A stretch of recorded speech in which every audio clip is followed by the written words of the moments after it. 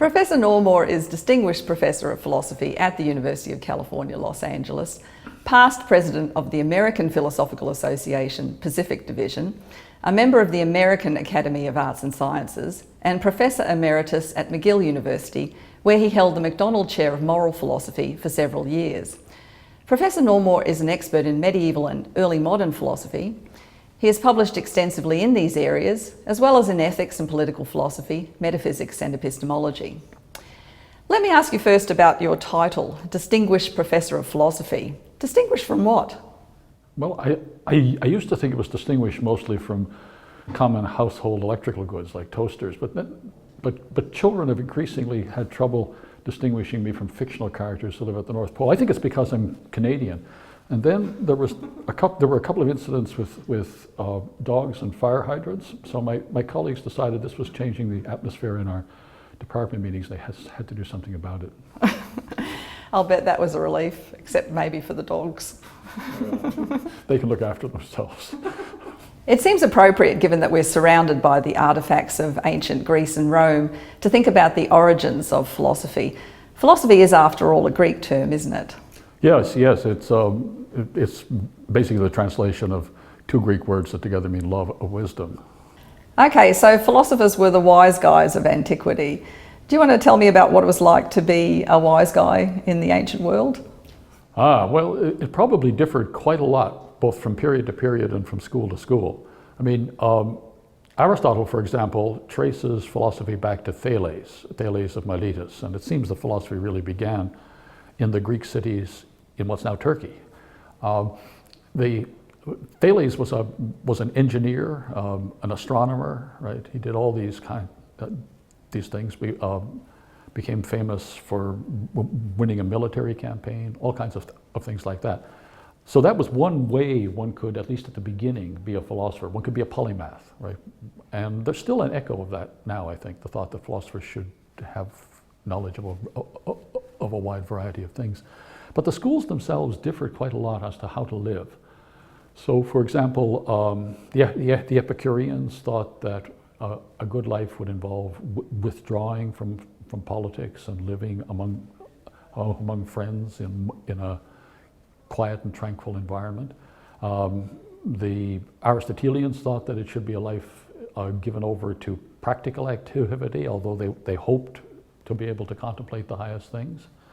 The skeptics thought that you wouldn't be able to distinguish a proper skeptical life from an ordinary person's life, that a skeptic would just blend in, and but would approach their life from a completely different perspective, much as perhaps some Buddhist theorists like Zen monks would think.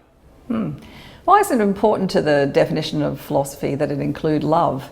Why love of wisdom as opposed to something else, like the study of wisdom? Or why is it important that we love wisdom in being a philosopher?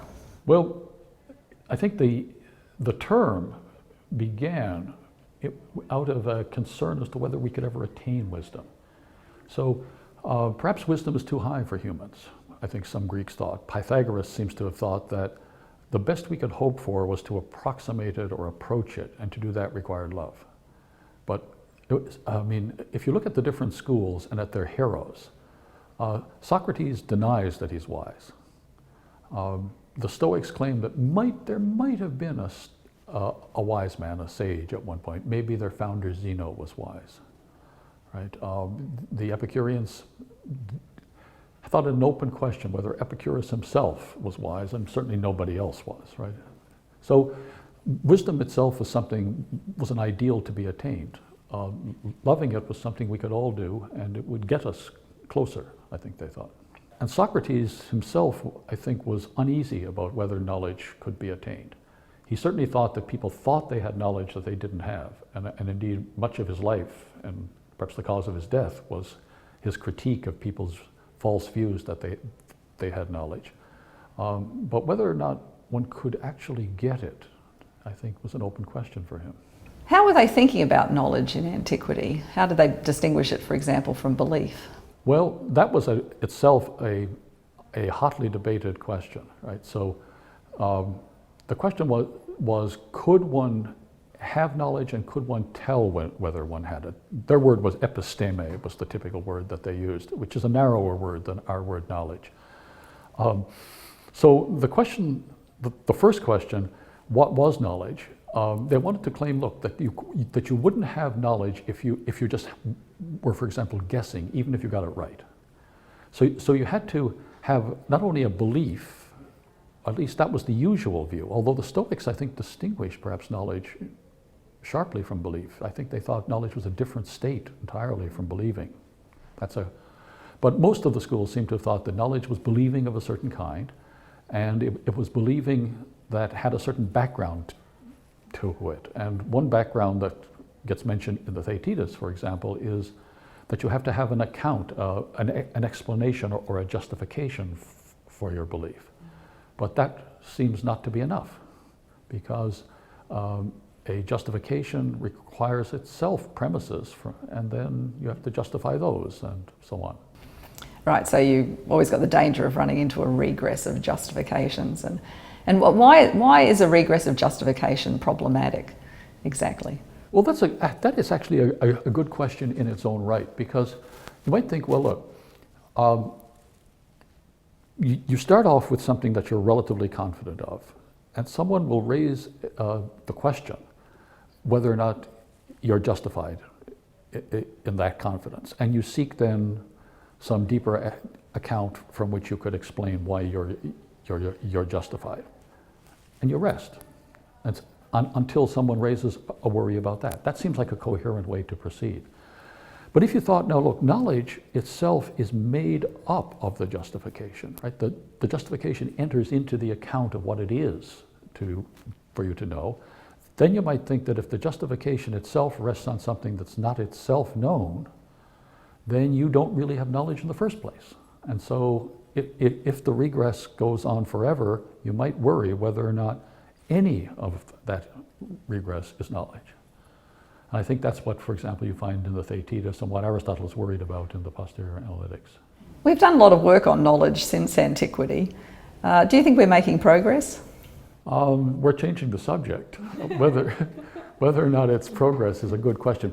I mean, one of the things that happened, and I think it happened in the 14th century really, is that people began to think you could have knowledge, genuine knowledge, of things that could be otherwise.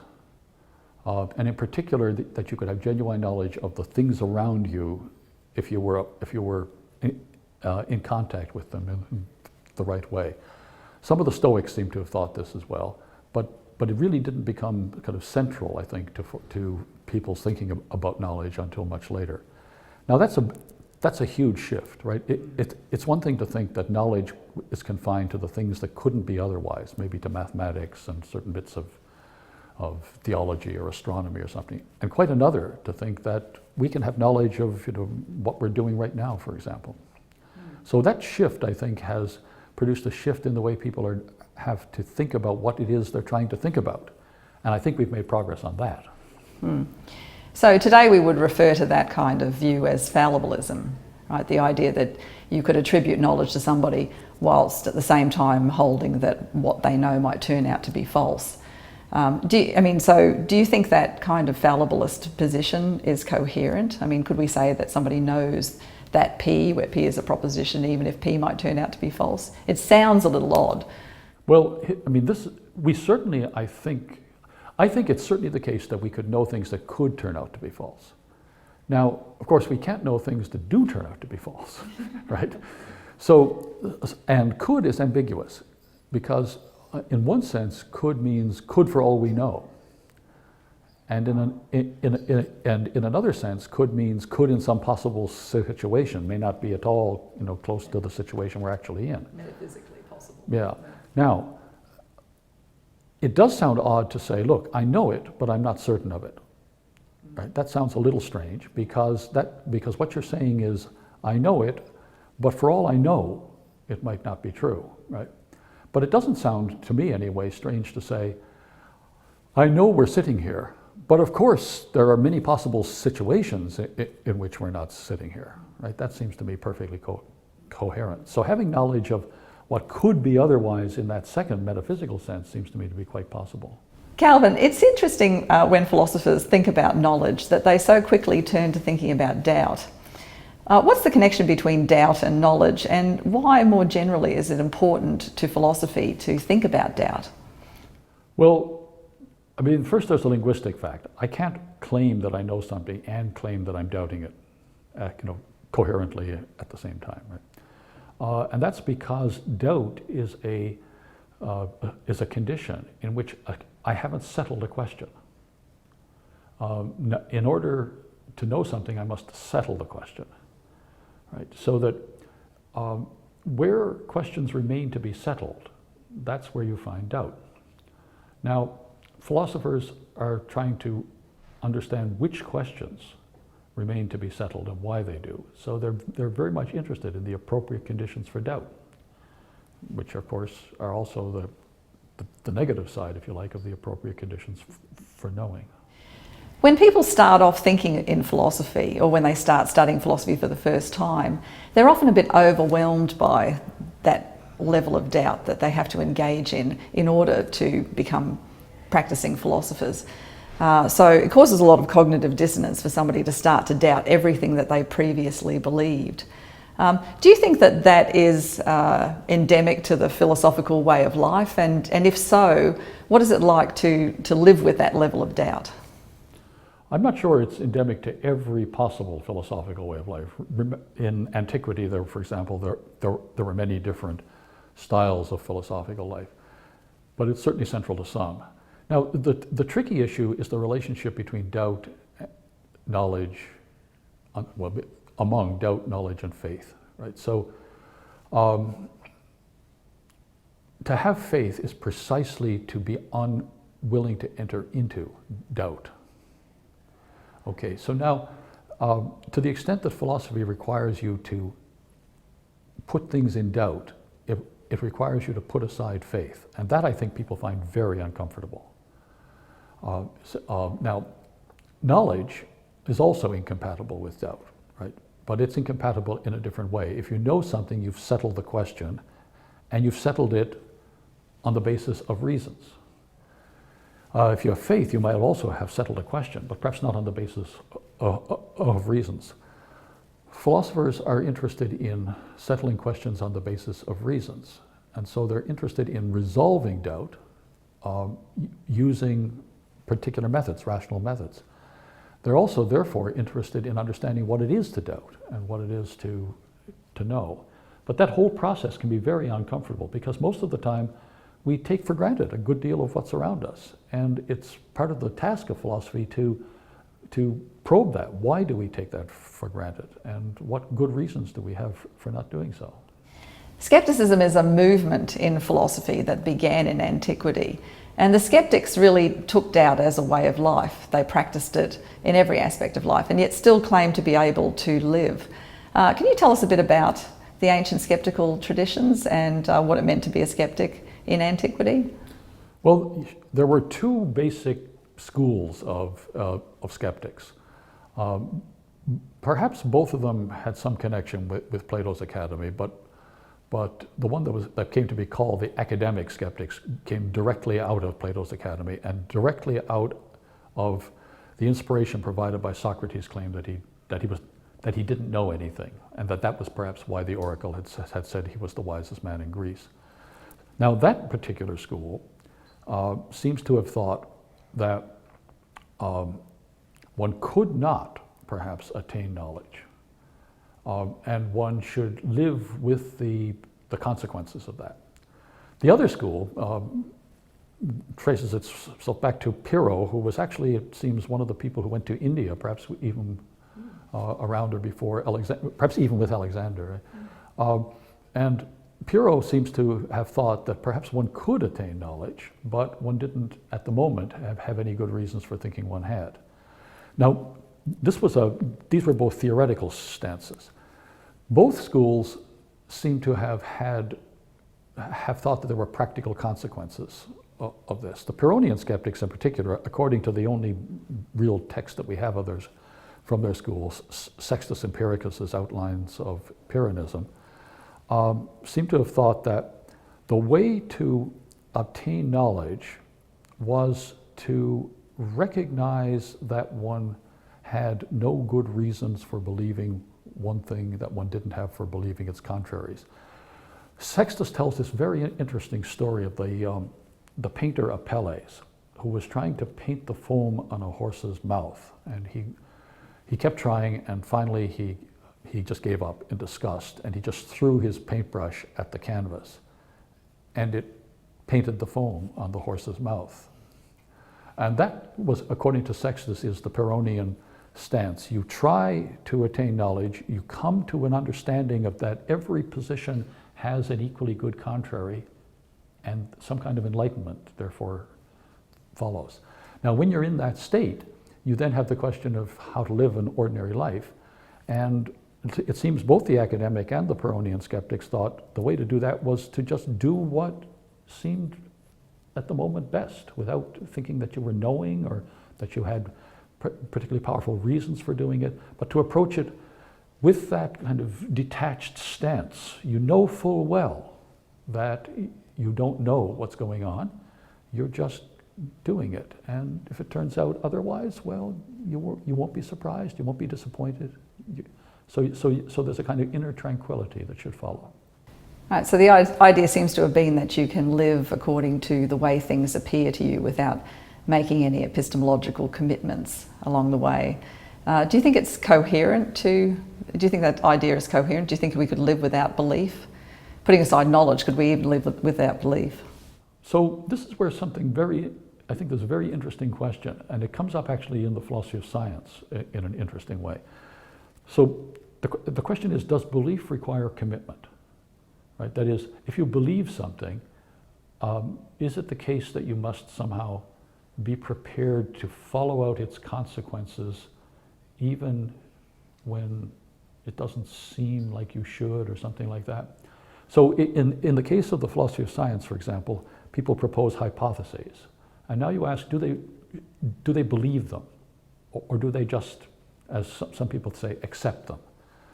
Where the thought would be, you get some contrary evidence. Now, if you believe something and you have contrary evidence, it might shake your belief, but your belief has a certain kind of inertia to it. You might not give it up until the evidence is overwhelming. And if you have faith, for example, you might not give it up even if the evidence does seem overwhelming. So there, the belief involves a kind of commitment, and there's this other attitude, this more detached one, as I say in the philosophy of science, might be called acceptance.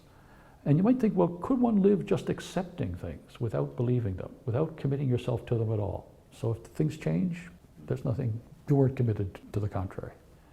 I think we would be very different beings if we lived without belief, and I think the ancient skeptics may have been trying to attain this difference.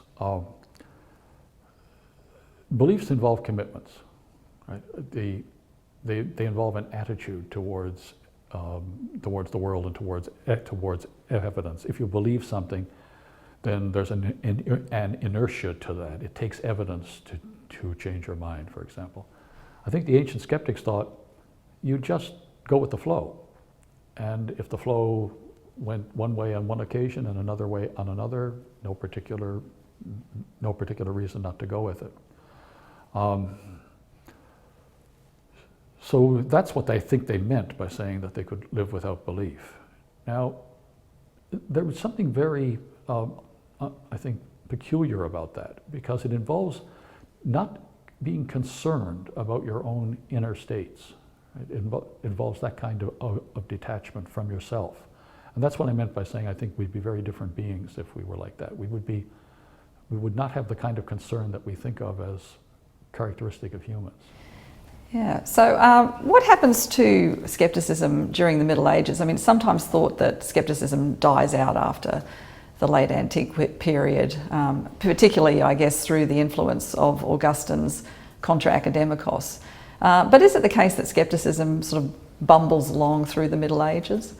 Yes, in fact, it not only bumbles, in some ways it surges up. There are, within the Aristotelian tradition, there's no obvious place for skepticism. In the posterior analytics, Aristotle gives a theory which is really anti-skeptical. But but there's a difficult issue throughout the Middle Ages, I think, for all of the Abrahamic religions, about the relationship between faith and the kind of knowledge that could be attained naturally. And so it was not uncommon for people to think that there could not be genuine natural knowledge, that faith in some way should replace knowledge. And people who thought that would often use skeptical arguments to undermine the claim that there could be natural knowledge, and in particular to undermine, for example, claims of Aristotle's to prove things that were contrary to the Abrahamic religions. Now, in the 14th century, there came to be an even more peculiar hypothesis. The question arose whether or not we could be confident that God wasn't deceiving us. Right? And for example, in the 17th century, in the objections to Descartes' Meditations, Mersenne raises the question, aren't there some people who think that God could deceive us? And he's referring to actual 14th century theologians who wanted to claim that, yes, God could deceive us, and God's power is so great that there's nothing that we could be absolutely certain naturally was the case. So those kinds of arguments, those kinds of the efforts to undermine natural knowledge actually had an important role, and they continue to have an important role then right up into the 17th century. Charron and Pierre Charron and others wanted to claim that precisely because one couldn't get natural knowledge, one should rely on faith, for example. And so that was an argument for the institutional church. That sounds very much like Montaigne as well. Montaigne, I think, might have very well have had a similar view, yeah. Which actually brings us to the 17th century, and I think when a lot of people think of skepticism, they associate it with Descartes' first meditation and the three skeptical arguments there. But of course, that didn't come from nothing, that debate, and Montaigne was a very important figure in, I think, stimulating that discussion in Descartes' Meditations. What do you think about that period? Why was there this resurgence of interest in skepticism in the early modern period? Well, partly I think because of the issues that people like Montaigne and Charron had raised. I mean, the religious wars raised the question of on what basis should one believe, right? And so one way of proceeding was to say, well, look, natural knowledge is impossible, so one should rely on revelation. But in Descartes, in particular, for example, what you find is a different attitude, I think. Descartes is trying to figure out what we can base our investigation of the world on, and he thinks that he has to undermine more than 1,000 years of thinking about the external world, and so he brings up what he himself at one place calls that stale old cabbage, right, of skeptical arguments, to show that if you begin to analyze this 1,000-year history, you find that most of it's just unchallenged assumptions. What are the three arguments in the first meditation for skepticism? Well, he begins by just looking at cases of illusions, simple cases where your senses might deceive you. But then he considers, well, look, aren't there certain circumstances in which we can be quite confident we're not suffering an illusion? Then he turns to the question of whether or not in those circumstances we might be dreaming, right? Or we might, I mean, nowadays people would reformulate that as whether or not there might be some matrix-like situation in which we're being deceived into thinking that the external world is quite different from the way it actually is. But Descartes focuses on dreams, lucid dreams, and where you're fully aware of what's going on around you, but you're not aware that you're dreaming, and how could you tell whether you're dreaming?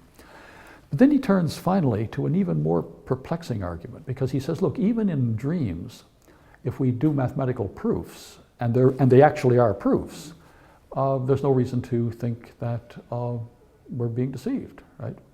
So he thinks, well, look, couldn't there be a being so powerful that it would actually affect the principles of mathematics themselves, not just the way we approach them, but the actual structure of those things.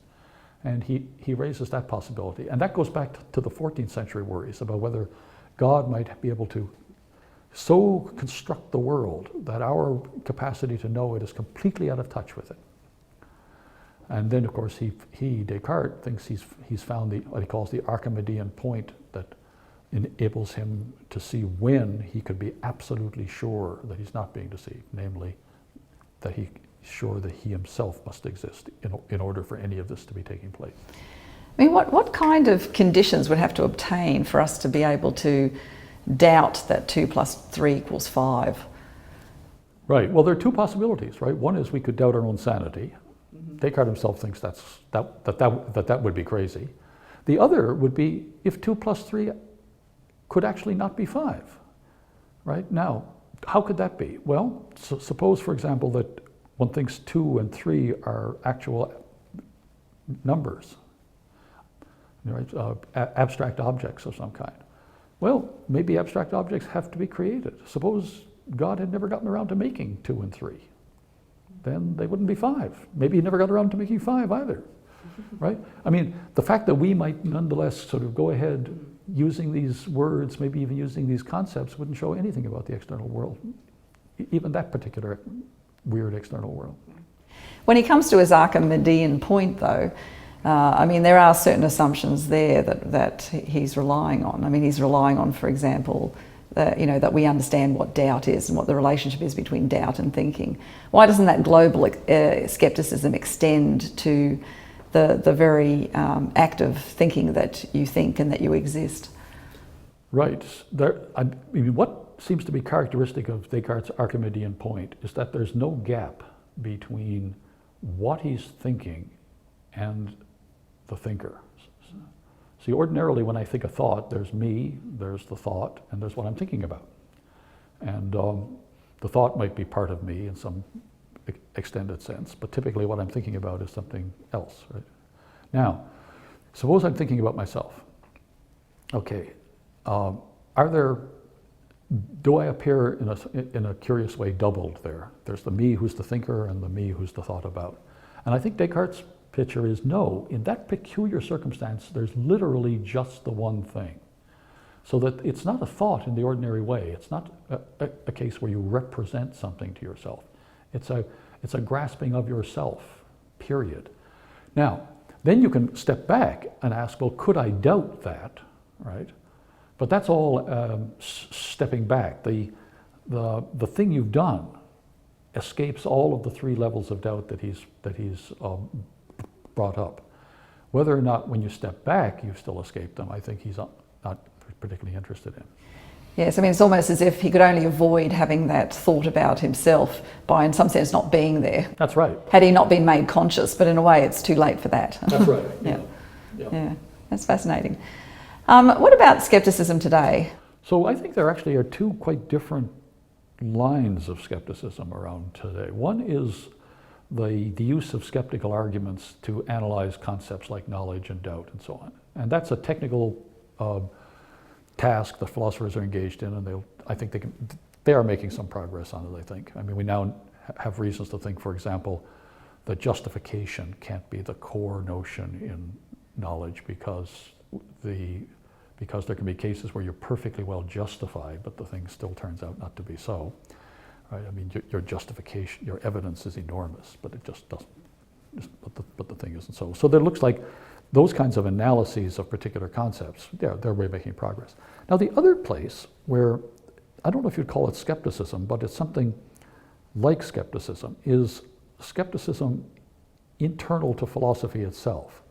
So one of the greatest 20th century philosophers, Ludwig Wittgenstein, for example, seems to have thought in his later years that one task of philosophy was to come to realize that the kinds of questions philosophers were raising were incoherent in some peculiar way. And in a way, he goes back to the position of the ancient skeptics, because his conclusion is that we have a form of life, and we question this form of life philosophically, but after we've finished doing that, what we realize is that is a hopeless process and we just go ahead and live in our form of life.